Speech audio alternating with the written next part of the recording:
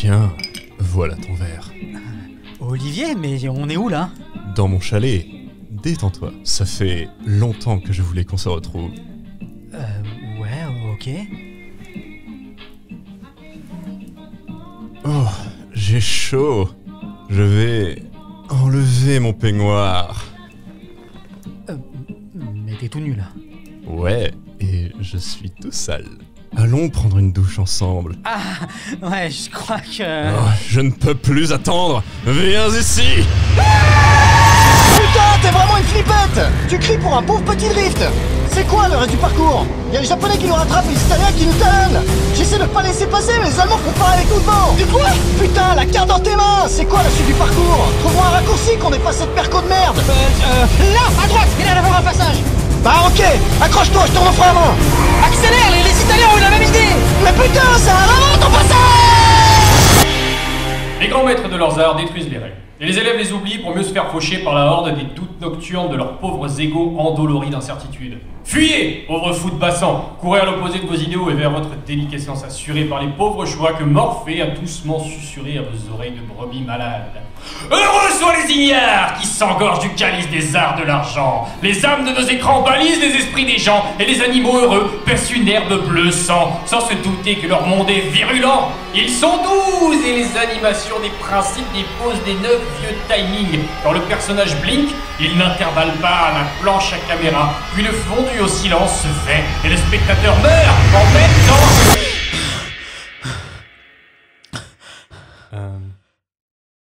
Cauchemar? Je sais pas trop là.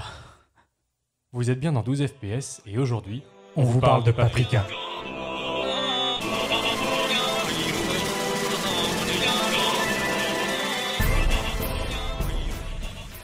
Hé, rapido! Ouais, Erasmo! T'entends ce rythme endiablé? Ça fait danser les races. Madame Lorsier, je suis content. C'est ton grade. Efficace la potion. Y mettre quoi dedans? La rivière Coaco. On connaît bien, hein? On y va tous les étés. Tu voudrais que j'arrête de voler pour faire du lard? Bonjour et bienvenue dans 12 FPS, le podcast qui parle d'animation animée par des animateurs. Aujourd'hui, on vous parle de Paprika, film d'animation traditionnel sorti en 2006, produit au studio Madhouse au Japon et réalisé par Satoshi Kon, à qui on doit Tokyo Godfathers notamment et Perfect Blue, qui est adapté du roman du même nom de Yasutaka Tsutsui, qui est sorti en 1993. Au doublage en VF, nous avons Laurence Dourlin qui double Atsuko, Kelly Maro qui double Paprika, Pierre Dourlin qui double Konakawa, Xavier Fanon qui double Tokita et Vincent Violette qui double Shima et Emmanuel Jacomi qui double Osanai. Avec moi aujourd'hui pour parler du film, bien évidemment, Robin. Hey, bonjour! Ça va? Ça va, super, et toi? Let's go, ça va, ouais. Olivier qui est avec nous également. Hello! Comment ça va? Waouh, quel corps de voix! Ah ouais. Waouh! Et Romain. Salut! Bonjour. Ça Quelle va? voix fluette! Eh bien oui, j'espère que la voix fluette est chaude pour Romain parce que c'est toi qui nous résume le film évidemment. Bah c'est super! Les bisutages de re-bienvenue. Alors oui, un petit futur proche, on va dire. Et puis il y a une petite compagnie là qui a créé une machine pour visiter les rêves, là, pour aider les traitements psychothérapeutiques, on va dire. Et en fait, voilà, c'est pas encore sur le marché. Puis ça a été volé par un méchant. Et donc la scientifique de la boîte va s'allier avec un détective et puis ils vont essayer de retrouver qui c'est qui n'a volé le bordel. Parce que c'est très dangereux. Mais je l'ai vu ce film. Mais est-ce qu'elle s'allie vraiment Il avec n'y a le pas détective Leonardo ou, DiCaprio? Eh, mais merci, excellent résumé Romain, bravo. C'est clair, précis, concis, Ouais. c'est incroyable. Votre avis sur le film tout de suite. Ouais, bien sûr, je suis absolument prêt. Les jingles, c'est prêt? Bonjour tout le monde, vous avez aimé le spectacle? Bah Romain, tiens. Eh ben c'est super, allez le voir, merci. Allez, salut! Ouais, je pense que ça va être le consensus global. Ouais, Robin? On m'a giflé. Ouais. On m'a giflé avec de l'animation. Et j'ai aimé. C'était bien. On en redemande. Olivier? Ouais, je l'avais jamais vu, ça fait longtemps que je devais le voir et la claque aussi, incroyable. Ouais, Ça m'a pareil. mis la pêche à la fin. J'avais jamais vu non plus. Hein. C'était Ah ouais, le. Toi, C'était Romain, un- tu l'avais déjà vu? Oui. Ok. Tu l'as vu au Mais je me cinéma? rappelais plus. Ouais, Ah C'est ouais. ça qui est magique. Putain.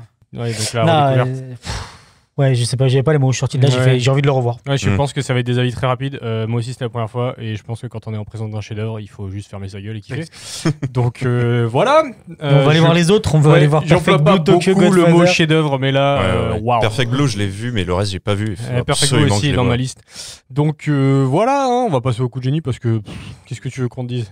C'est brillant, brillant, brillant. Des génies à l'état pur. T'as encore un podcast très... Ah ouais, ça va être rapide, les gars, accrochez-vous. Hein. Accrochez vos ceintures. Bon alors, le coup de génie, on est d'accord, c'est tout le film. Allez, merci, bonsoir.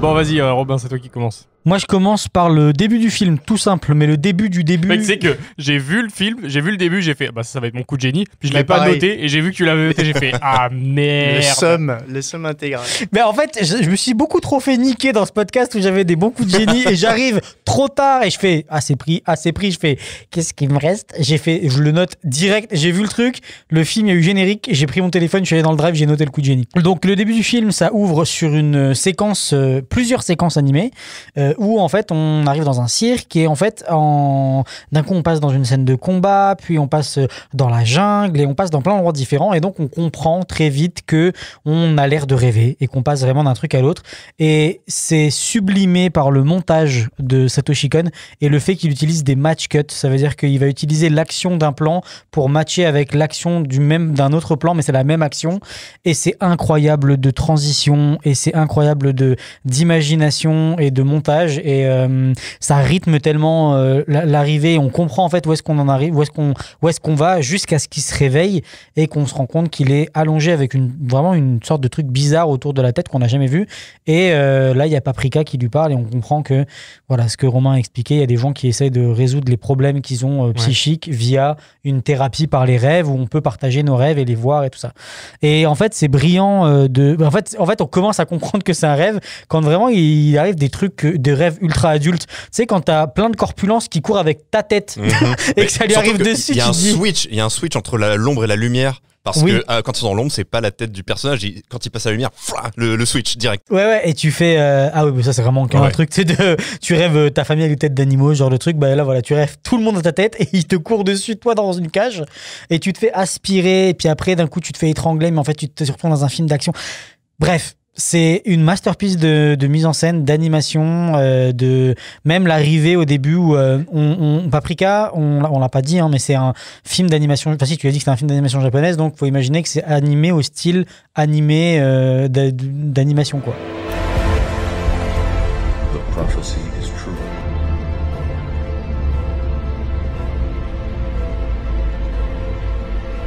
Est-ce que tu veux dire que c'est animé? Ouais, je voulais dire que ça bouge. Mais le début, quand ça arrive, on a une animation très à la Tex Avery. Quand le clown sort de la voiture avec des squats et des stretches qu'on voit rarement dans l'animation japonaise. Et du coup, il a été pioché dans les trucs d'animation des Américains et tout ça. Et tout ça pour mélanger des styles. Bref, ça déglingue. C'est hyper organique. Il y a beaucoup de moments où ça m'a fait penser un peu aussi à Ghost in the Shell sur certains détails. Complètement. Moi, je l'ai vu, j'ai fait, ok, on est encore sur un film d'animation japonaise. On va encore rentrer dans la philosophie. Là, ça va être super. Et notamment une scène dont on parlera après. Bref, cette séquence-là m'a marqué. Juste, c'est l'ouverture. Tu vois où t'es et ça m'a accroché dans le film, ça m'a hameçonné dans la joue et j'ai fait ok, emmène-moi, je veux savoir la suite. Je vais rajouter un truc sur ce que tu as dit sur les match cuts. J'appellerais même ça du match frame, tellement c'est précis. Parce que tu vois, en animation, tu peux matcher la pose à la frame. C'est le dessin. C'est juste le props, genre vraiment, il se fait taper avec je sais plus quoi, puis ça switch à la guitare. Et ça vraiment, c'est juste ce qu'elle tient qui change, mais c'est vraiment la même image qui est animée. C'est incroyable. Puis en plus de comprendre qu'on est dans un rêve et que c'est vraiment bien fait, tu comprends tout de suite en quelques plans la psyché et les traumas du personnage donc c'est l'inspecteur de police. C'est l'inspecteur de police, Et t'es direct dedans, tu fais ok, bon, on comprend qu'il y a un problème, qu'il revoit la même chose et qu'il a un trauma avec la scène à la fin dans le couloir. Tu comprends très vite, tu fais ok, il y a une histoire avec un gars qui est mort, c'est pas clair, est-ce que c'est lui qui l'a tué, est-ce que c'est un gars qui l'a pas pu sauver, tu sais pas trop, mais t'as vraiment ce truc en quelques plans, t'es là, ok, j'ai compris ce personnage, c'est quoi ses enjeux à lui. C'est de la mise en scène, mais tellement bien fait. Et puis il a la maîtrise du rythme. Un truc que j'ai capté aussi, après, quand il se réveille pas. Non, il est toujours dans la c'est Paprika à côté. Et à la fin du film, je fais what? Il nous faut un jingle Inception là. Même Paprika, elle est tellement présente dans des moments où c'est censé être la réalité. T'es là, mais c'est incroyable. C'est que ça que j'ai trouvé qui était incroyable, c'est que tu sais jamais où est-ce que t'es. Tu sais jamais s'ils sont réveillés, pas réveillés. Mais surtout même au-delà des match cuts, t'as le rythme. Parce que t'as toute l'installation dans le cirque. Il arrive, t'as le clown qui sort de la voiture. Ça prend son temps. D'un coup, ça s'accélère. Match cut. Et on arrive sur le moment où il y a un slow motion du perso qui tombe dans le couloir très lent. Et vraiment un truc de wow, qu'est-ce que ça, je viens de m'enchaîner plein de trucs, plein de décors, et d'un coup ça se ralentit, l'animation du perso qui tombe, on voit le bras qui se casse en deux dans les, enfin bref, incroyable. Ce qui est génial, c'est en slow-mo, puis il y a un moment où ça revient en temps réel et t'as juste le plomp comme ça du corps, mais c'est incroyable l'overshooté. Puis tu vois le gars qui a fait le crime, qui l'a tué au fond du couloir, et tu fais c'est bizarre, on dirait lui de dos, mais je suis pas sûr. Ça, tu sais pas trop. Puis tu arrives plus tard dans le film, tu vois que c'est lui qui ouvre la porte. Incroyable. Donc c'est vraiment incroyable. Cette séquence est une tuerie. Bon, ça va peut-être être pas trop radiophonique, mais let's go. Hein. Et maintenant, regardez bien cet homme. Allez, 1, 2, 3.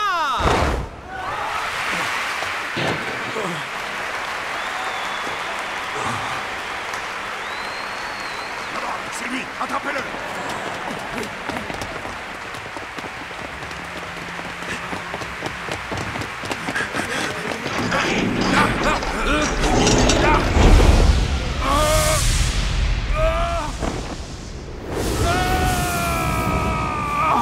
Attrape les mains.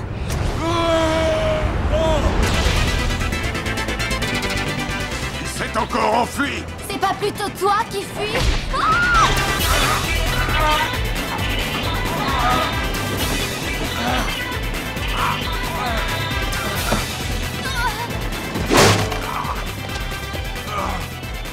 Encore une fois.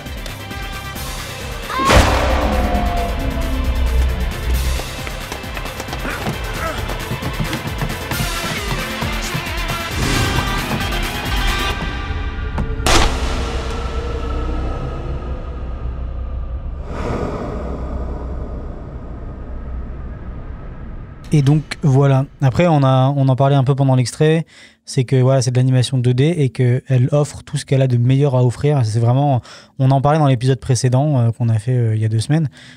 Mais là, c'est encore, on revient sur un truc où c'est genre l'animation à son paroxysme de tout ce que ça peut te donner comme ressenti et tout ça. Oui, comme mise en scène, comme truc. J'ai failli le prendre comme choix de séquence de coup de génie, mais pas ce moment-là parce que c'est une séquence qui revient plusieurs fois dans le film. Tout à fait. Et il y a plus tard une séquence, où c'est la même séquence mais un peu différent, et j'étais là, mais c'est quand même super cool, et j'ai hésité à prendre celle-là. Et non, c'est juste ça. Et Romain nous parlait pendant l'extrait là du générique de début, donc qui intervient juste après la scène où Paprika sort de la chambre d'hôtel. Ouais, c'est ça. Et là encore, visuellement, c'est super joli, tous les enchaînements qu'il y a où il joue avec. Encore une fois, quand tu le vois, c'est que tu sais que c'est de la 2D. Tu fais oh là là, le travail, toute la profondeur de champ, les trucs, une précision, la aussi lumière, dans la les précision, dessins, tout là, ça, c'est fou. Parce qu'en 3D, tu dirais, bon, c'est cool, tu vois, mais là, non, c'est juste super. Même le générique de fin nous permet de comprendre qu'il y a un système d'alter ego dans ton rêve et entre la réalité, qui est encore illustré par des match cuts où on voit Paprika et ça coupe et on arrive sur la chercheuse, j'ai oublié son nom. Ouais, mais dans le générique, c'est déjà ça dans la voiture, en fait. Mais un truc aussi qui est bizarre, c'est dans ce générique de début, on a l'impression que Paprika, c'est un personnage de rêve, mais qu'elle se balade dans le monde réel. Ouais. Et qu'elle peut le stopper comme elle veut, et ça revient pas mal quand même avec ce qui se passe par la suite dans le film. Tout à fait. Parce qu'il y a les 2 mondes qui vont se rentrer en collision en fait. Ouais, et il y a un autre passage dans ce générique de début. Donc toi, t'as vu Perfect Blue, Romain. Est-ce que tu trouves pas aussi que quand elle se déplace en sorte de skip comme ça, en bondissant, ça ressemble dans Perfect Blue, l'image de... j'ai plus le nom, mais de l'héroïne principale. Il y a un personnage comme ça qui se déplace de la même manière. C'est exactement... c'est peut-être un gimmick d'anime que Satoshi a. Et vu que c'est toujours très proche de tout ce qui est onirique, je pense qu'il y a vraiment... Il a récupéré des choses de ses anciens travaux. La filmographie de Satoshi, c'est un truc qui est perdu entre réalité et imagination. Et du coup, j'ai noté ça et que ça vraiment... ça match quasiment un point le style de déplacement. Du coup, là, c'est à toi, Olivier. C'est quoi ton extrait alors moi, du coup, c'est juste après, quand ils se rendent compte que les casques, ils ont été volés, ils se rencontrent. Il y a la scientifique qui va réunir son équipe, en fait, et ils disent qu'il faut absolument pas en parler au président de la compagnie. Malheureusement, il est là, et c'est à ce moment-là, ils vont avoir une discussion, et le directeur du projet, il va commencer à péter un câble et à parler mais de trucs complètement what the fuck et s'enfuir par la fenêtre et se jeter par la fenêtre et on va enchaîner sur un rêve.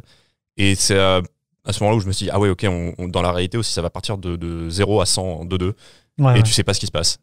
Et j'ai trouvé ça incroyable. Parenthèse, le président à qui il parle, c'est professeur Xavier un petit peu. Ouais. Ah, de ouf. Mais j'ai noté en plus flippant. Exactement ça. J'ai noté Charles Xavier, mais avec une voix des enfers. D'ailleurs, il a vraiment une tronche d'ailleurs.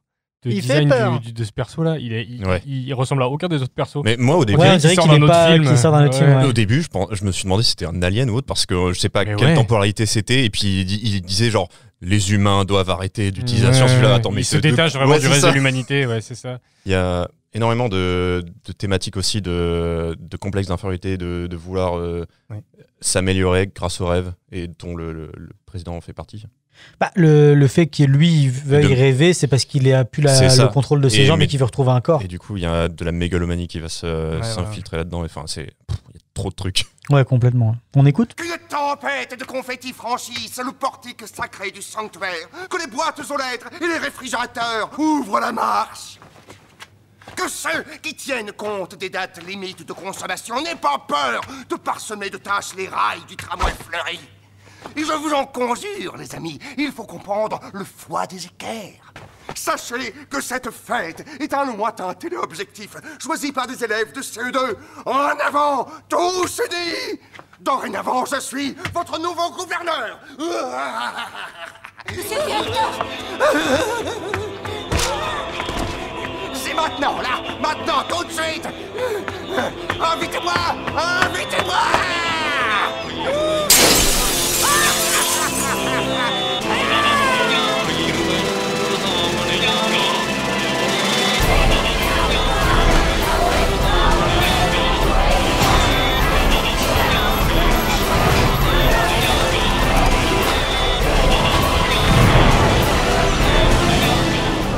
Ah, la musique, la dinguerie. La musique la musique est ouf. Susumu Hirasawa, j'en aurais quelque chose à dire plus tard pour les recos, mais incroyable. Elle me met tellement la pêche. Le doublage du gars là, qui pète un câble, non seulement excellent, mais en plus la traduction française est vraiment bonne. Parce que, évidemment, je connais pas l'original en japonais, mais genre, arriver à écrire cette espèce de nonsense, mais qui en même temps fait un peu de sens par rapport à son rêve. C'est vraiment fort. En général, quand ils traduisent pas de l'anglais. Donc, c'est les Anglais qui ont déjà fait le boulot. Quand j'ai fini de le voir, c'était en français et ça s'est relancé direct en japonais. Et j'ai regardé jusqu'à ce moment à peu près. Et puis, en japonais, c'est tout aussi incroyable.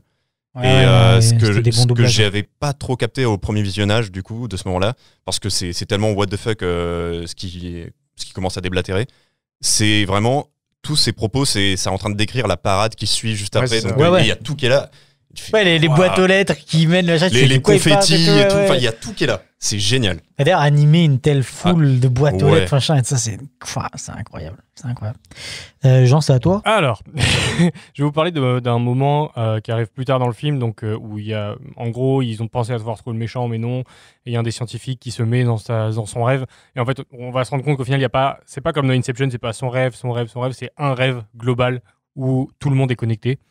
Et après, la frontière avec la réalité se blur, mais il y a un moment où... Il avait créé le cloud. C'est ça, on a la confirmation finale que la scientifique Atsuko et Paprika ne sont qu'une seule et même personne, c'est juste son alter ego dans les rêves.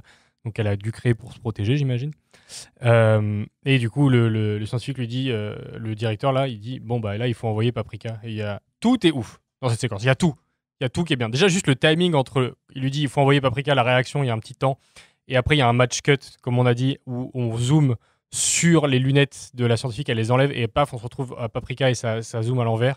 Il y a l'espèce de chute libre, il y a un layout 2D là, mais what the fuck, c'est n'importe quoi. La musique est incroyable, t'as l'impression de te retrouver dans un épisode d'un animé ou un jeu vidéo, tu sais pas. Il y a une référence à Dragon Ball, parce qu'elle arrive sur un nuage magique avec un bâton. C'est le dieu singe surtout. Oui. C'est incroyable, incroyable. Vraiment, le truc est complètement fou. C'était tout, et non seulement il y a ça, mais là je pouvais pas prendre toute la séquence pour le podcast, mais il y a toute la séquence du rêve ensuite qui suit, où on découvre en fait que le président est le méchant qu'il cherchait, avec son truc son visage dans l'arbre, où elle rentre aussi dans le corps elle rentre dans une espèce de caverne on dirait comme une ruche. Et en fait, quand elle ressort, elle se rend compte que c'est le corps vide de celui qui pensait être le méchant parce qu'il a été complètement dépossédé de sa psyché. Parce que tous ses rêves sont mélangés. Là, c'est profond. Mais c'est ça, mais toutes les significations, les symboliques sont là. Elles sont pas non plus complètement hors de portée, tu vois. Tu comprends très vite. C'est hyper clair. Et en même temps, il y a tellement de détails qui ont été mis, il y a tellement d'amour qui a été mis dans chaque putain de dessin. Le niveau de planification qu'il a, Satoshi Kon, est incroyable. Je vous invite à aller voir le making-of du film où tu vois les storyboards. Tu fais, c'est trait pour trait, c'est les dessins du film, déjà. Il n'y a pas de. Ouais, en même temps, tu peux pas laisser tes animateurs, t'es obligé d'être cadré, balisé à mort. C'est cadré de ouf. Et le taf qu'il a mis dans le storyboard est assez incroyable. Il a mis super longtemps pour faire le storyboard, je crois. Donc, ouais. Ouais, malheureusement, ils font pas tout ça, les Japonais. Et après, il a fait le storyboard lui tout seul, hein, de A à Z. Ah, il l'a fait tout seul. Ouais. Oh, respect, monsieur. Il a tout dessiné. Donc, et il faisait le script en même temps. Je vous en reparlerai après pour vous expliquer comment il a fait le film. Mais ouais, cette séquence-là, moi, il y avait ça, comme vous, je voulais prendre toutes les séquences du film. Ouais, j'ai pareil, cette séquence aussi, j'ai tellement hésité à la mettre. Je voulais prendre celle avec la main, la fameuse séquence avec la main, l'espèce d'agression sexuelle que le gars lui fait, avec la main qui passe en dessous de la peau. Là, c'est tellement. Déjà, juste le dialogue du gars est malaisant, l'attitude du gars est malaisante. Ouais, j'ai adoré ce passage parce qu'en fait, ça veut dire qu'il ramène. Il tue Paprika pour ramener et pour en fait cacher son alter ego, sa protection. Il la ramène dans le rêve. Toi, tu vois Paprika comme l'armure de la scientifique. Et moi, je l'ai pas vraiment vu comme ça. Je l'ai plus vu comme son rêve qui prend vie, en fait. C'est un alter ego qui va prendre vie au détriment d'elle. Ouais, mais après, au final, on se rend compte qu'elles sont les deux dans le rêve. Oui, parce qu'elles sont incomplètes en étant l'une et l'autre séparées. C'est ça, mais c'est trop cool. Cette séquence-là aussi, on aurait pu en parler, elle est ouf. Je préfère prendre ça là parce que moi, en la revoyant, j'étais là, en fait, c'est une dinguerie. T'as tout dans ce film, il y a des films d'action, il y a du drame, ouais. C'est parti.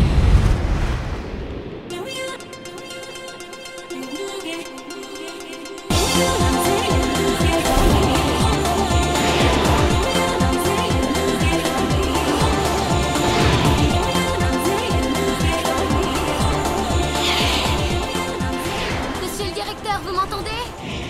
Oui, je te reçois 5 sur 5. Je t'entends très bien. Rien à signaler? Ce rêve est très dangereux. Si Atsuko réagit bizarrement, enclenchez le processus de réveil. Évidemment. Mais es-tu sûr que ça ira? Tokita aussi a essayé d'entrer en contact avec Imuro. Tu as vu ce que ça a donné? Non mais tu prends pour qui? Excuse-moi, Paprika. Les voilà.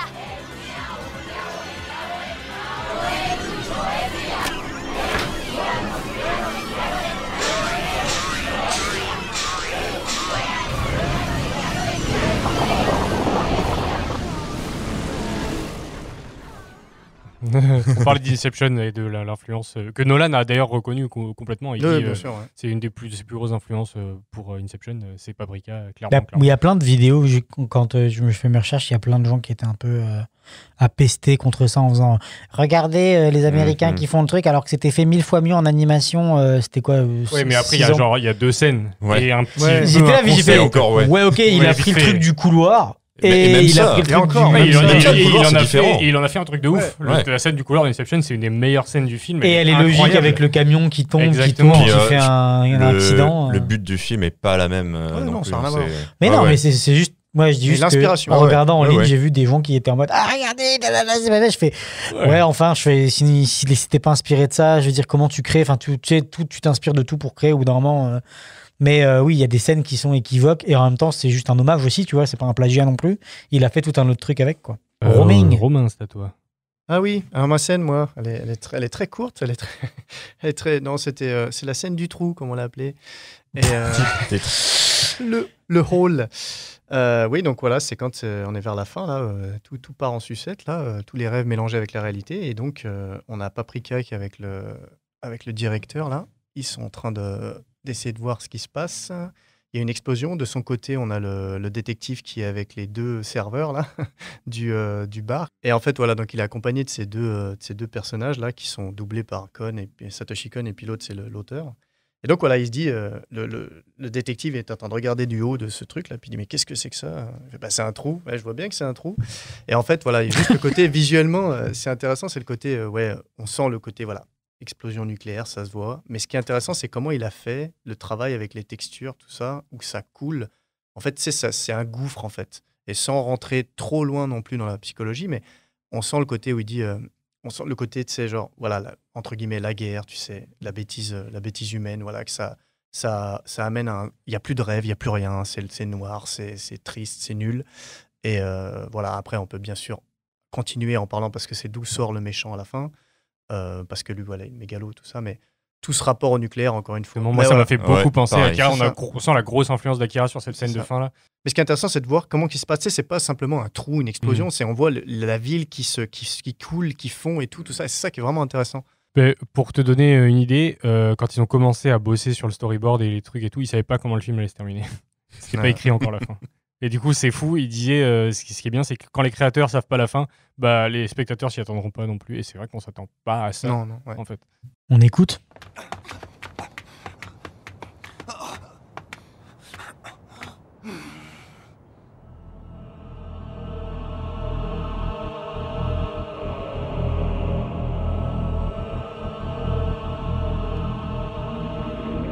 Qu'est-ce que c'est que ça? Un trou. Un énorme trou. Je le vois bien, merci. Un énorme trou qui nous relie... Qui nous relie à l'autre monde. L'autre monde, que voulez-vous dire? Et maintenant, qu'est-ce qu'on va faire, Paprika? On va se sauver. Je m'en doutais. Un trou. Donc en fait, à la fin, le président qui était en chaise roulante, lui, il a utilisé ce système de rêve pour retrouver un corps. Et il réapparaît à la fin en sortant de ce trou, en géant de 30 mètres de haut, là. Demi-dieu, machin. Ouais. Et en fait, moi, j'ai vu ça, mais j'ai fait, mais attends, c'est Attack of Titans, parce que c'est vraiment l'inspiration. J'ai fait, c'est certains qui sont inspirés de ça. Tu vois, aussi, c'est que pendant ce moment-là, il y a vraiment le questionnement de est-ce que c'est réel ou est-ce qu'ils sont dans un rêve? Ouais, en fait, non, c'est mergé parce mélangé, que à la fin, quand tout est réglé, on les voit sortir du bâtiment de science et tout, et tu vois la destruction, ça a vraiment existé, tout ça. Ouais. Mais je rebondis là-dessus, mais un de mes passages préférés, c'est quand ils pensent être sortis du rêve, ils sortent de la salle, ils enlèvent les machins là, et en fait ils arrivent dans le couloir suspendu en verre là, et tu vois la poupée géante. Mais non, mais c'est pas qu'ils sont sortis du rêve, c'est justement c'est à ce moment-là où le rêve commence à infiltrer la réalité. Ils savent pas, ils pensent qu'ils sont safe, et tu vois ça, tu fais oh my god. Cette poupée d'ailleurs, elle te met mal. Le petit déplacement ultra rapide qu'elle fait. Ah non, les trucs de rêve imbriqués dans le rêve là, ils sont tellement bien foutus. Mais c'est tout le film, tu sais pas où t'es. Tu sais jamais si t'es safe ou pas. Je sais pas, mais la petite référence là tout à l'heure, tu parlais d'Akira, tout ça, nucléaire. Ce qu'on a dit tout à l'heure aussi, le côté, c'est intéressant à souligner, comme je disais, la société patriarcale japonaise, tout ça. Ah oui, donc, avec à la fin, c'est ça, le fait que l'enfant, voilà, Paprika qui se transforme en enfant et puis qui grandit au fur et à mesure en aspirant la bêtise, on va dire. Et voilà, moi j'ai trouvé ça, c'est vraiment intéressant. Et pendant l'extrait, tu disais que t'avais trouvé l'inspecteur super attachant. Ouais. Et je trouve qu'il n'y a pas que lui. Genre, la majorité des personnages, et notamment le génie, je l'ai trouvé super attachant, en fait. Ouais. Ah ouais, non, mais le génie qui invente les machines, là. Ouais. Et même le rappel, parce que quand il arrive au début du film, il y a un geek, en gros, un nerd de la compagnie qui crée vraiment, qui est passionné par son truc, il ne voit que ça. L'objet, c'est le DC Alumi, c'est comment? DC Mini. DC Mini, qui permet de voyager et de voir les rêves des gens, et lui il ne pense qu'à ça, il ne voit que ça, et à un moment, donc au début du film, il est bloqué dans l'ascenseur, et l'inspectrice, non pas l'inspectrice, la scientifique doit l'aider à sortir de l'ascenseur, et c'est vraiment qu'à la fin qu'on comprend cette action, parce qu'elle refait la même dans le rêve. C'est à ce moment-là qu'elle comprend qu'en fait elle est amoureuse de lui, mais qu'elle ne se l'était pas avouée. Mais il retourne aussi un peu du coup les préconceptions qu'on peut avoir vis-à-vis du physique des gens, parce qu'il est en obésité morbide, et du coup ça donne quand même une impression primaire du gars qui peut être un peu négative. Mais derrière, il est tellement attachant, il est tellement enjoué. Et le seul personnage qu'on ne te rend pas attachant, parce que presque le président, il y a un petit côté où au début tu comprends ce qu'il veut dire, il leur dit de faire gaffe avec la technologie et tout. Le seul qu'on rend pas attachant, c'est l'espèce de violeur là.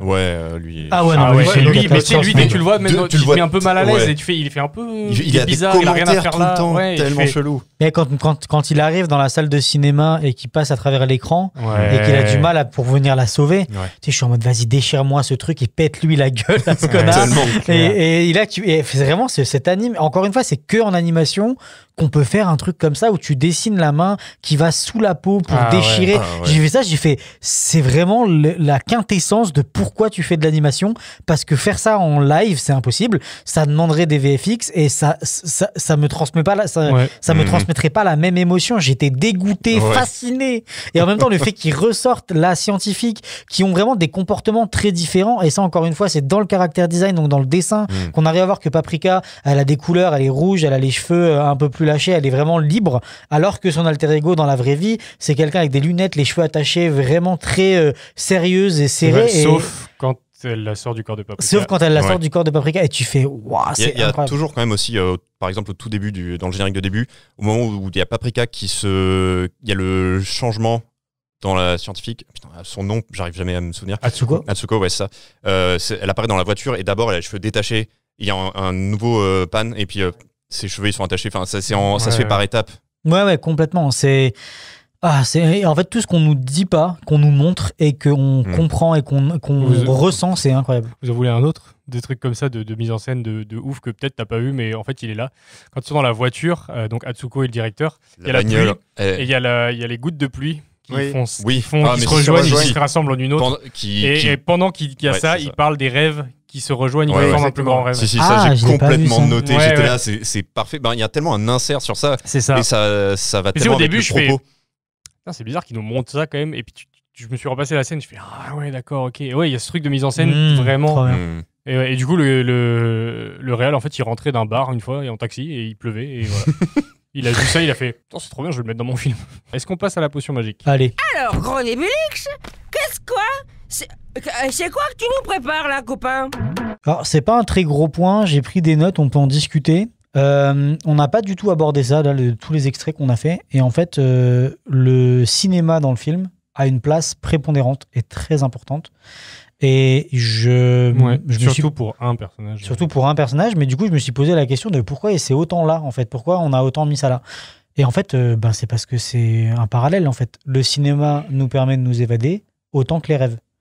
Et du coup, je me suis posé la question de pourquoi il a voulu mettre ça là et qu'est-ce qu'il veut nous faire passer comme message. Paprika, ça souligne un peu les pièges de vivre trop longtemps dans un monde imaginaire qui sont illustrés par Atsuko, qui se perd dans ses rêves en tant que Paprika, et le chef en utilisant le monde des rêves pour réaliser ses fantasmes, et qui en fait, ils en deviennent victimes de ça. Et le film, il avertit sur la fusion excessive entre les rêves et la réalité. Malgré cette mise en garde, je trouve qu'il suggère également que l'évasion occasionnelle, elle est nécessaire pour n'importe qui, et que rester tout le temps dans ces trucs, dans ces problèmes, ça nous fait pas du bien. Et je trouve qu'en fait, c'était un peu le message que je trouvais vraiment beau, c'est que il nous montre des personnages qui sont passionnés et qui sont omnibulés par ce qu'ils vivent dans la vraie vie, résoudre une enquête, construire le nerd qui veut absolument construire la meilleure des trucs et qui veut pas s'arrêter de le construire, qui s'en oublie même parce qu'il n'arrête pas de manger, il oublie, il rentre, comme tu l'as dit Olivier, dans une obésité morbide, il s'en oublie pour son projet et en fait il s'oublie là-dedans et tu perds la notion,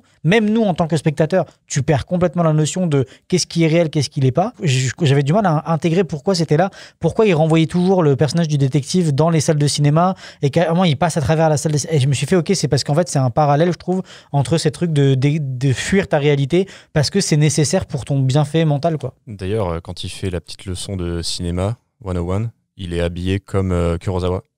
Oui, dans la salle, ouais. Oui, c'est vrai, t'as raison. Ouais. Oui. Et l'autre truc que j'ai aussi noté, c'est aussi un truc sur l'acceptation de soi, en fait, où le film, c'est un énorme pamphlet sur acceptez-vous vous-même profondément qui vous êtes et arrêtez de vous confondre dans la masse et d'essayer de plaire à quelqu'un d'autre, genre soyez vous-même et ça ira bien, quoi. Pas oublier ses rêves. Et pas oublier ses rêves, c'est ça. Tu soulignes le cinéma, oui, les rêves, mais il parle d'Internet aussi de manière succincte à un moment, parce qu'on est quand même dans les années 2006 et tout, et c'est encore le début. Avec le café, là. Mais le bar, là. Mais c'est ça, hein, c'est exactement ça. C'est l'histoire de s'échapper, avoir un avatar, blablabla. Mais l'acceptation de soi, c'est le thème principal avec Tokita, la fameuse scène à la fin dans l'ascenseur. Mais c'est les trois trucs. Hein. J'aime bien avec l'inspecteur à la fin où il voit un peu une image rêvée de son ancien camarade, là, de co-réalisateur du film. Et il lui dit, mais toi, en fait, moi, le film, on l'a fait, mais toi, tu as vécu ton film parce que tu es devenu commissaire de police. Et du coup, c'est un peu genre, en fait, tu as réalisé ton rêve. C'était ça ton Sauf vrai qu'ils rêve. s'en étaient pas Ils rendus s'en étaient compte pas rendus jusqu'à compte parce présent. qu'ils culpabilisaient sur le Ouais. fait de ne pas avoir fini le Exactement. film. Et de... Ah, ouais, ok. Merci Robin. Moi, je vais vous parler d'un autre aspect lié à l'animation, c'est les adaptations. Parce que vous savez que on l'a dit, c'est adapté d'un roman. Donc, je vais vous faire une petite partie making of. Je suis allé voir un peu le making of du film. Et surtout, en fait, ce qui est cool dans ce making of, c'est qu'ils font participer, ils ont interviewé beaucoup l'auteur du bouquin. Et un des trucs qu'il dit à propos de son livre, ça ouvre sur l'auteur du bouquin. En fait, ça parle pas. D'abord, c'est pas le réalisateur qu'on interviewe, c'est l'auteur du bouquin. Et il dit qu'en fait, lui, il est très fier de son bouquin parce que la structure du roman est vraiment claire. Ce qui a été le plus dur pour lui, en fait, c'était le côté rêve parce qu'il a aussi un background en psychanalyse, ce monsieur-là. Et en fait, il disait les images des rêves sont super floues. Et en fait, ils ont voulu l'adapter une première fois au cinéma. Il a été contacté par des studios. Mais en fait, ça a été infructueux parce que justement, ils n'arrivaient pas à mettre les rêves sur l'écran, en fait. D'accord ? C'est toute cette partie rêve qui, dans le bouquin, apparemment, est encore plus poussée que dans l'adaptation animée. D'accord ? Ça va vraiment beaucoup plus loin. Toute l'histoire aussi est beaucoup plus complexe. Et en fait, Tsutsui, donc l'auteur du livre, il a directement contacté Satoshi Kon, dont il connaissait le travail, pour lui proposer de travailler sur le livre. Satoshi Kon avait déjà lu le livre en 1998 et voulait l'adapter, mais n'a pas eu le temps de s'y mettre. Et en fait, du coup, c'était un peu le destin. Ils se sont rencontrés comme ça. Donc, c'est cool, c'est que Satoshi Kon, il dit lui-même que le roman, en fait, sera toujours supérieur. D'accord ? Il parle juste de transcrire, lui, les sentiments. Donc, on parlait de sensations dans l'épisode précédent. Il voulait transcrire les sensations, les sentiments qu'on a en lisant le livre. Pas forcément l'histoire, en fait. Ah bah, il s'est pas foiré. Hein. Exactement. Donc, il faut savoir un truc, c'est que il a fini le script du film en janvier 2005. Le film est sorti au Japon en novembre 2006. C'est extrêmement tard. D'accord ? Et en fait, ce qui s'est passé, c'est qu'il a d'abord travaillé sur l'image. Donc, le script a été commencé, il a participé aux réunions de script, l'écriture et tout. Mais il a surtout démarré le storyboard, ce que je vous disais un peu plus tôt, très tôt, avant que le script soit fini. Et donc, en fait, il a passé tout de suite par le dessin, l'image. Qu'est-ce que lui visualisait ? C'était quoi pour lui les rêves ? C'est beaucoup basé sur ses rêves à lui aussi, ce que l'auteur du bouquin a fait. Et donc, c'était les images d'abord, l'histoire ensuite.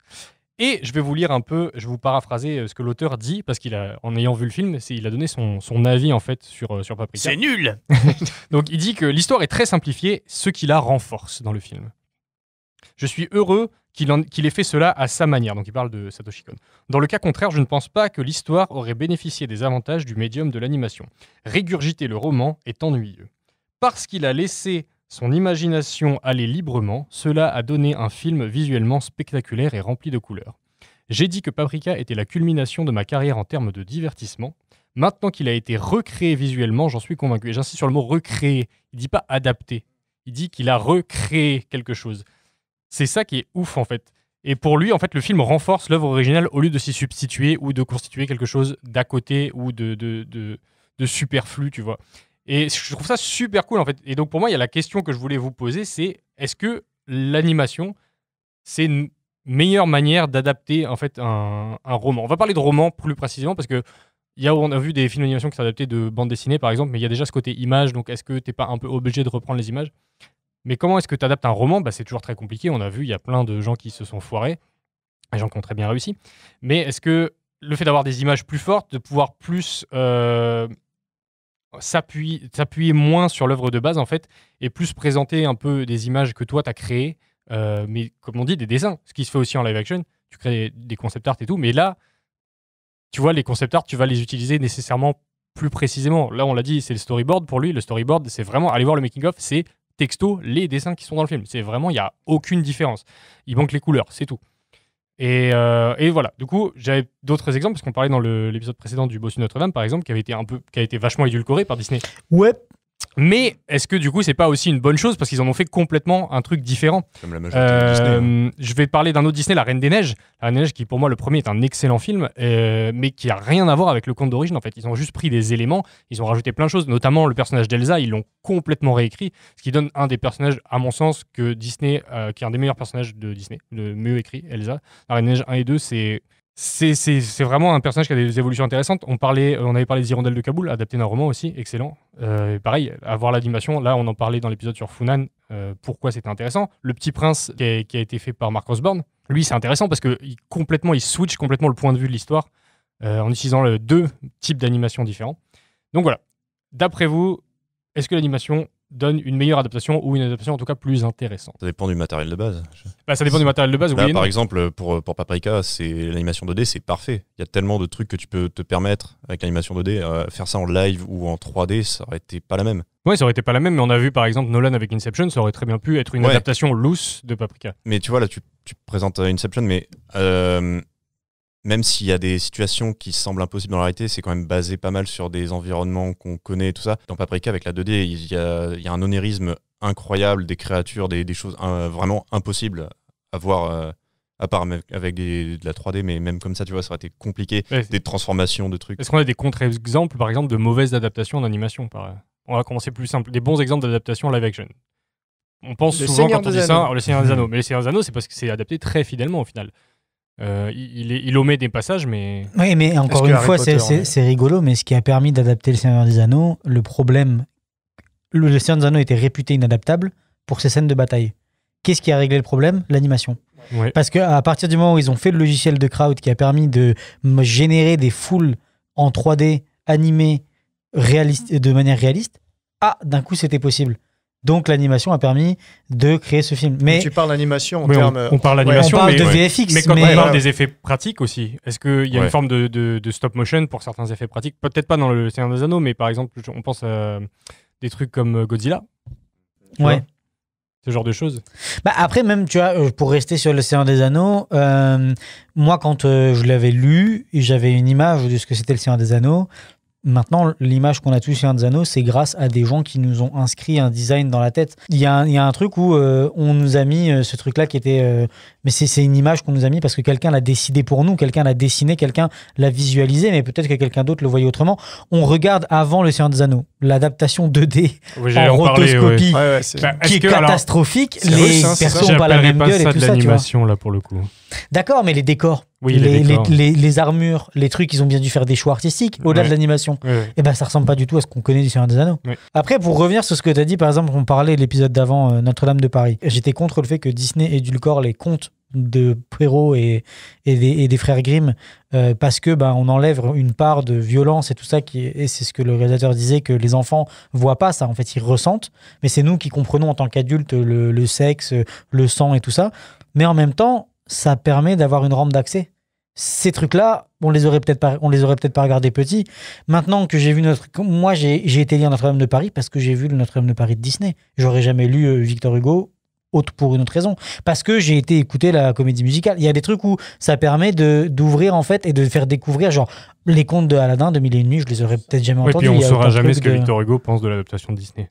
C'est ça le problème. Malheureusement. On aura peut-être dans 50 ans quand on aura trouvé comment ramener les gens. Mais oui, mais c'est vrai parce que là on a l'auteur qui a encore envie d'ailleurs, et du coup qui a pu assister à tout le truc au process. D'ailleurs on disait je sais pas si on l'a déjà dit, mais qui double un des personnages dans le film, l'un des bartenders, avec Satoshi Kon qui double l'autre. Du coup, ils ont même designé les persos pour qu'ils leur ressemblent un petit peu, c'est drôle.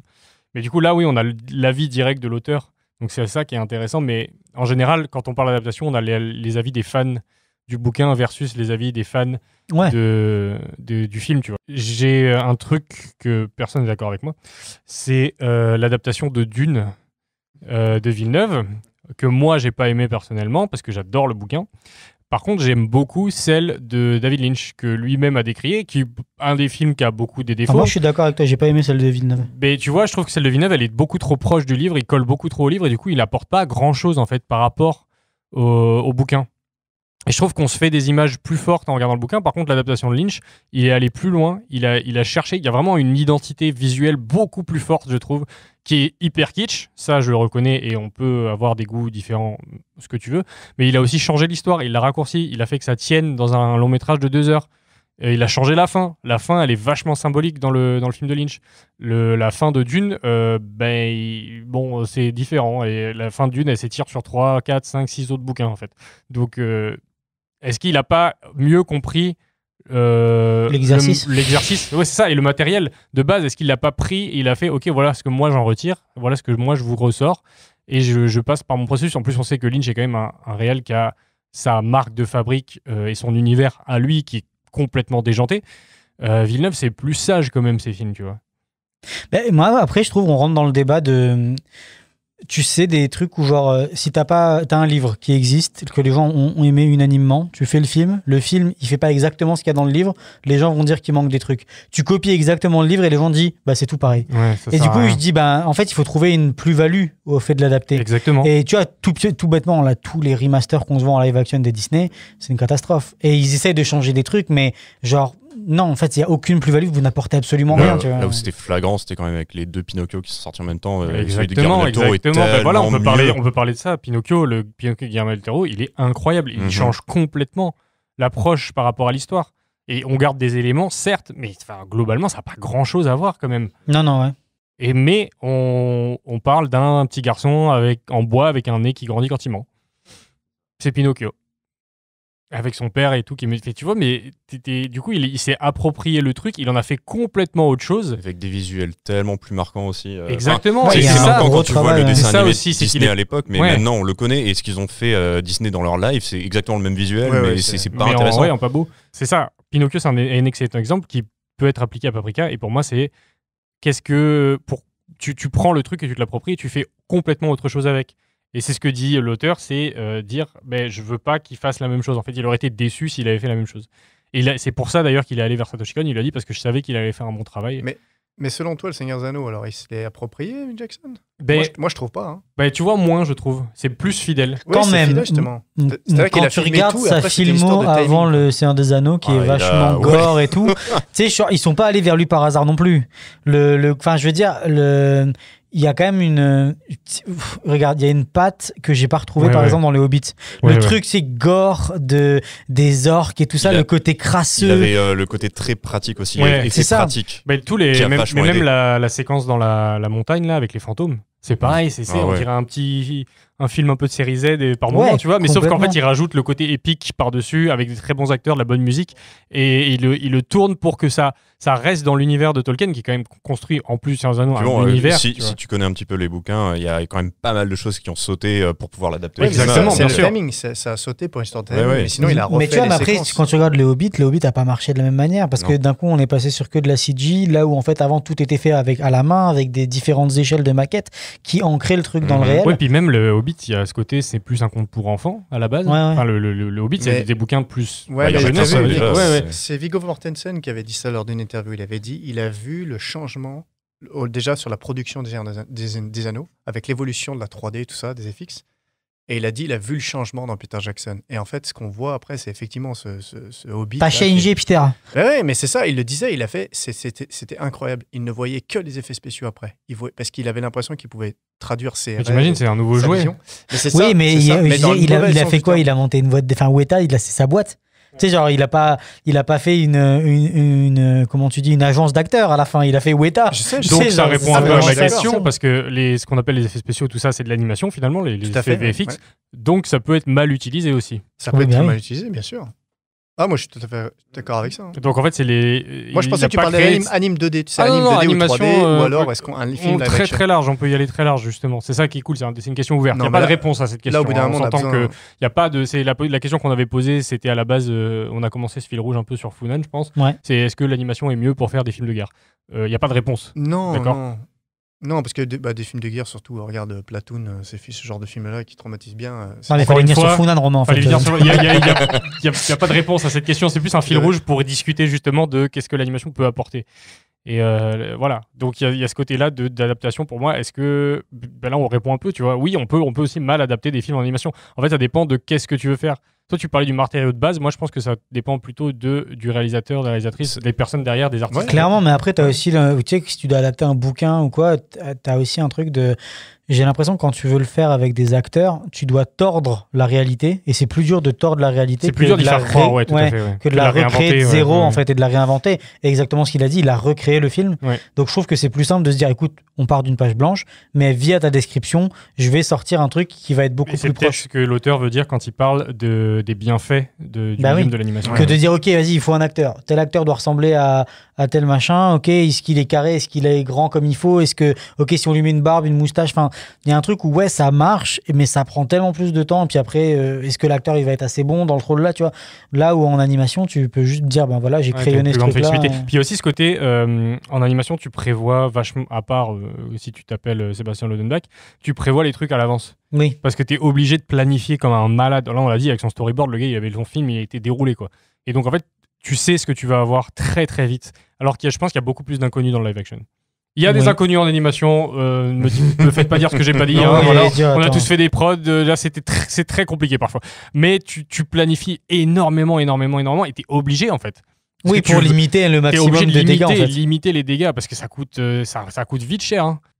Oui, là-bas. Et on a moins d'argent aussi. Parce que c'est un média pour les enfants, voyons. Exactement. Est-ce que vous voulez ajouter quelque chose sur ce sujet, sur le film, peu importe? Non, c'est juste le côté, voilà, on a parlé cinéma, jeux vidéo, tout ça, les rêves, et c'est intéressant, le côté, il faut se pencher aussi du côté du surréalisme un petit peu, là, avec, et donc quand on voit cette fameuse parade, là, que tu parlais tout à l'heure, Robin, la différence, tiens, c'est marrant, on voit des plans où on est dans un désert, et on a cette parade qui se déplace. Pourquoi un désert? Pourquoi la parade? Alors qu'après, des fois, on est dans la ville et tout. Et en fait, il y a le côté... Il faut juste savoir, petite parenthèse pour... voilà, c'est... Le surréalisme a toujours représenté ce fichier comme ça, avec la couleur assez terre, jaune. Et c'est un peu... C'était ça. Dali, c'est un peu ça, quand vous voyez certaines de ses peintures.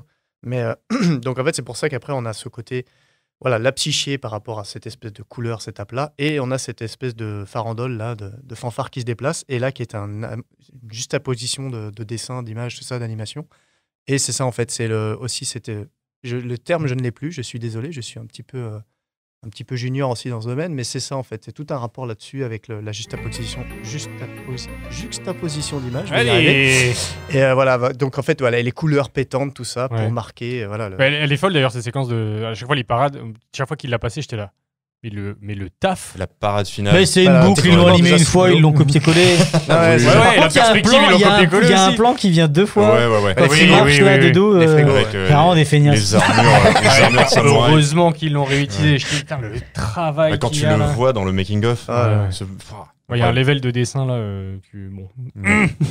Après, il y a un autre truc qu'on n'a pas dit. Satoshi Kon est malheureusement décédé d'un cancer à 40 ans, le pauvre. Il y a encore 46, pardon. Et le gars, il nous a sorti 5 films. C'est 5 pépites, quoi. J'entends moins parler des 3 autres. Moins connus. Enfin, il y a Perfect Blue, Tokyo Godfather Millennium Actress. Les 3 autres, ouais. Millennium Actress. Mais moi, je vais me faire toute sa filmo. Pareil, je vais le faire. Mais c'est vrai que j'en entends moins parler des autres. Mais ce que je voulais vous dire d'ailleurs, c'est que La Traversée du Temps. Oui, de Hosoda, c'est aussi adapté d'un bouquin du même auteur. Ok, voilà. D'accord. J'ai découvert ça dans mes recherches et j'ai pensé à toi juste. Alors, autre question, est-ce que, vous allez me dire, je vais faire, c'est évident, j'y ai pas pensé, est-ce que le jeu vidéo n'est pas non plus un bon média pour adapter Moi, je pense que oui. Adapter quoi, par exemple, comme bouquin en jeu vidéo? Comme bouquin, tu vois. En fait, je trouve, c'est mon avis personnel, je trouve que le jeu vidéo, il sert bien pour adapter des univers. Moi, il y a des bouquins que je lis des fois. Pour l'immersion. Mais oui, il y a des bouquins que je me lis des fois où je me dis, ah putain, j'ai envie de rentrer dans ce monde-là, moi, tu sais. En tant que dans un jeu vidéo, ce qui est aussi le vrai c'est pas toujours réussi, hein, au contraire. C'est ça qui est compliqué, mais après je dis pas que l'animation c'est la recette magique pour adapter n'importe quel bouquin ou quoi. C'est vraiment dur d'adapter quelque chose parce que c'est ton ressenti à toi sur l'œuvre. Il faut voir ce que tu as envie de faire comme type de jeu avec ça, qu'est-ce que tu vas non, puis après tu as toutes des contraintes de gameplay, de choses qui dépassent complètement les gens. Oui, c'est très compliqué. Moi je pense que ça va aller à s'améliorant. Écoutez, on va laisser les jeux vidéo aux experts. Il y a des très bons podcasts dessus que je vous recommande. Fin du game, allez-y, c'est cadeau. On va pouvoir conclure? Ouais.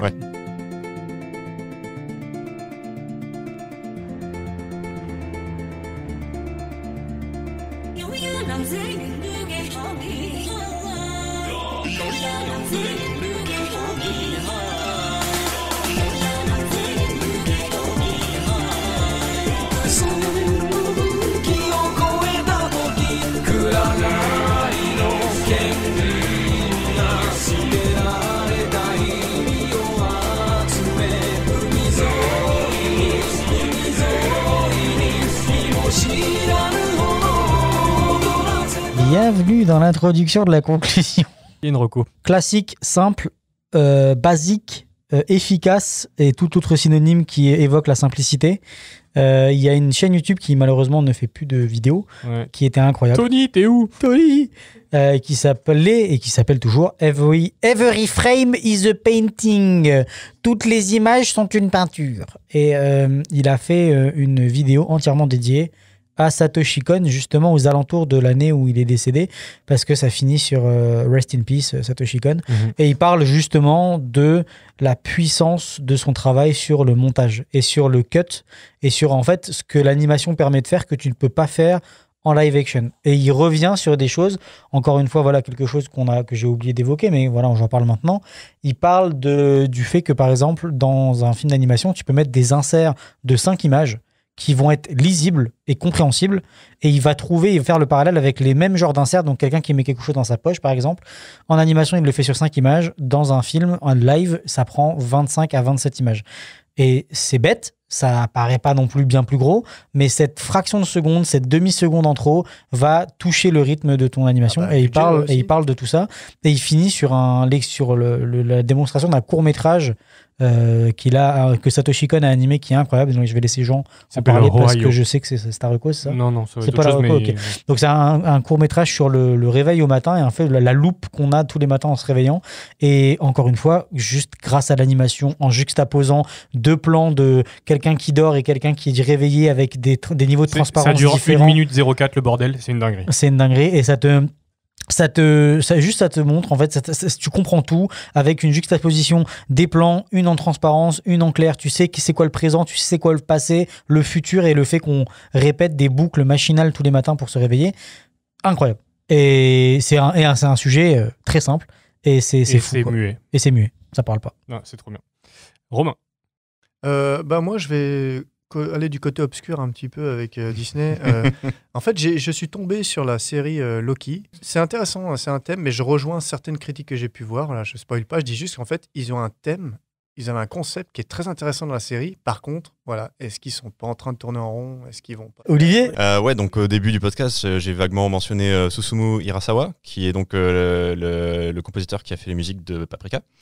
Et j'ai envie de recommander en fait l'adaptation de Berserk de 97 du mangaka Kentaro Miura, qui est alors déjà je recommande le manga de base qui est incroyable et sensible, ils ont fait plusieurs adaptations en série, mais vraiment la première de 97 c'est l'animation 2D et les musiques sont incroyables et faites donc par ce compositeur.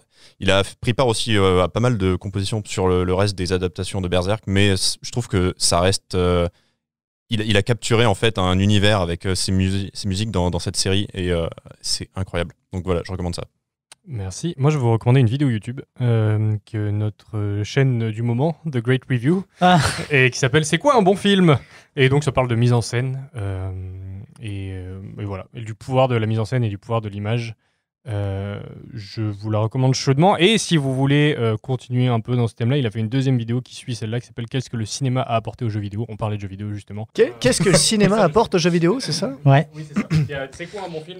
Et en fait, il part du postulat de départ qu'en jeu vidéo, tu peux pas mettre ta caméra comme tu veux et t'as que 4 angles de caméra possibles. Donc avec ça, qu'est-ce que tu fais? Ouais. Mais tu regardes la vidéo? Je regarderai. Parce que quand on voit une adaptation d'Uncharted, pour ceux qui connaissent bien le jeu... oui, mais il en parle de ça, mais justement, c'est à certains moments, il décide de reprendre la caméra, mais tu crois que... c'est tellement bien fait que tu le vois même pas. C'est vraiment... Est-ce qu'on parle du premier film de Doom où ils font un FPS? Non, on n'en parlera pas. Même si j'aime bien ce film. C'est ton plaisir coupable, c'est mon petit kiff. Pour la prochaine fois, on vous parle du chat du rabbin. Donc soyez là. Si cet épisode vous a plu, n'hésitez pas à nous le dire en commentaire. Vous pouvez vous abonner pour ne pas rater les suivants. Vous pouvez vous abonner quoi? Où ça? Sur YouTube? Allez, on clique là. Sur Spotify, vous pouvez nous mettre la cloche. 5 étoiles sur Apple Podcast, ça fait plaisir. Un petit commentaire sympa, c'est toujours cool. Un pouce en l'air. Tu veux que je fasse Guillaume Canet? S'il vous plaît, abonnez-vous, sinon c'est la fin des podcasts français. On viendra vous hanter dans vos rêves. J'ai pas la ref. C'est ce qu'il avait demandé. Il avait demandé aux gens d'aller voir Astérix, sinon c'était la fin du cinéma français. Il avait fait comme Besson. Il avait dit si ce film ne marche pas, c'est la fin. C'est la fin. Et à la radio, il avait dit s'il vous plaît, allez voir mon film. Ouais. En tout cas, merci de nous avoir écoutés. On a perdu tous les partenariats avec Gaumont, les gars. Oh, c'est dommage. Merci de nous avoir écoutés et n'oubliez pas, allez voir des films d'animation.